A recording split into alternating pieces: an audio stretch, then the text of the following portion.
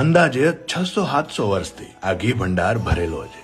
ચમત્કારની વાત એ છે કે આ ઘીમાં ના તો જીવજંતુ પડે છે, ના ઘી બગડે છે કે ના દુર્ગંધ મારે છે।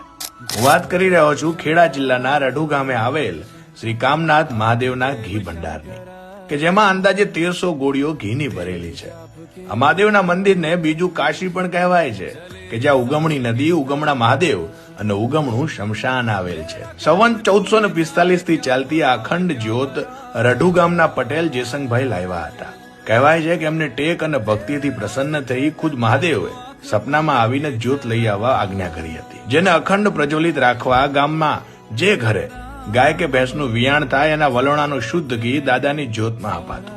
પછી તો મહાદેવ એ ભક્તોના ધાર્યા કામ કરતા રહ્યા અને ભક્તો માનતામાં ઘી ચડાવતા રહ્યા। આજે તમે જે ઘી ભંડાર જોવો છો એ મહાદેવમાં ભક્તોની આસ્થાનું પ્રતીક છે। તો તમે પણ આવજો ક્યારેક રઢુ ગામે મહાદેવના દર્શને। આવા જ અવનવા વિડીયો જોવા માટે ફોલો કરો NTV ગુજરાત ન્યૂઝને।